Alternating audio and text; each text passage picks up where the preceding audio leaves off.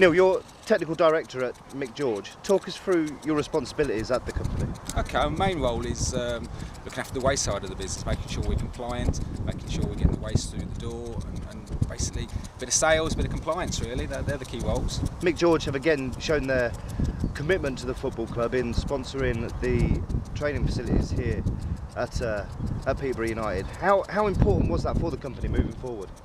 Well, it's great to be associated with Peterborough United, certainly for me because I'm a posh fan, always have been, but for the company it's also good as well because we get a lot of profile out of it. You know, our names everywhere. Whilst we've still been there, people haven't necessarily noticed we're there, but of course now we're associated with the club and the shirts and training ground, then people start to notice we're there a bit more. And so yeah, it's very good for us. It's a two-way thing. I think it's hard not to notice that MIck George isn't involved with Peterborough United, is it? Because it's, you know, it's so predominant now, especially with the shirt sponsorship as well. I mean, how's that been for yourselves?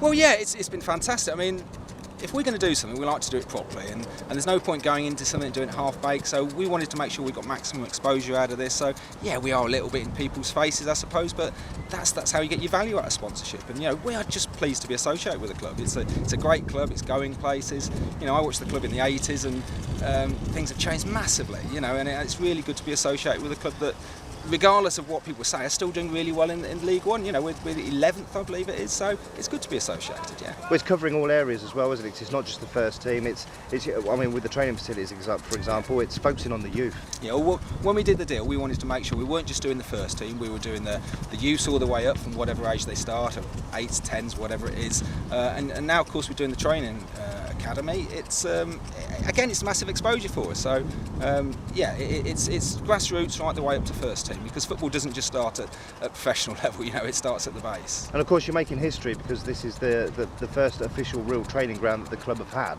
and it's heavily focusing on the future. And you know, if we go back, as you say, like to the 80s, 90s, maybe in the early thousands, I mean, the football club has moved on so far now, and you're part of that. Yeah, well, these sort of facilities are what are going to help the club grow better, and if the club gets better and then they go through the leagues and we're associated with it, it boosts both parties. So yeah, I mean, look around, the facilities are fantastic, they really are, and it's got to help those players. It's got to be better coming into work and training on facilities like this. So yeah, really pleased to be associated with them. We've got a 5-year deal, so you know, we're around for a while.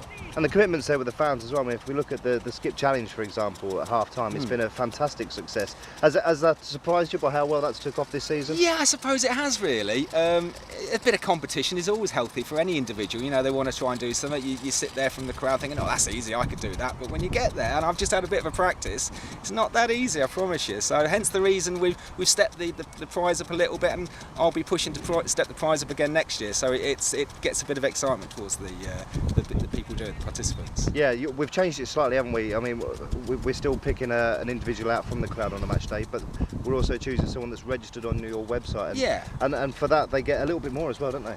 Yeah, that's right. So it's if it's picked from the crowd, I think it's £100, and if he's registered to Twitter and he does it, obviously he's still got to do it, he gets £250 plus a season ticket. So yeah, it's encouraging people to be part of Twitter, and you know, and we can get our retweets out and that type of thing. So yeah, and again, we'll be pushing that a bit more. There's going to be a bit more reward next year because it's not an easy thing to do. No. So we're going to be pushing that. And for the final game of the season, again, you're upping the stakes for that, and not only for that, but you're also offering the chance for someone to win a mascot package at the last game of the season. Yeah, that's right. I didn't actually know that, if truth be known, so John stitched me up there. But yeah, these are the things we're trying to do. We're trying to just create a little bit more enthusiasm and make sure people are looking at it, and the profile and the press get involved. So yeah, it's what it's about for us. You know, there's no point us being a sponsor and sitting back and just letting it happen. We've got to make sure that we're at the forefront of what's going on.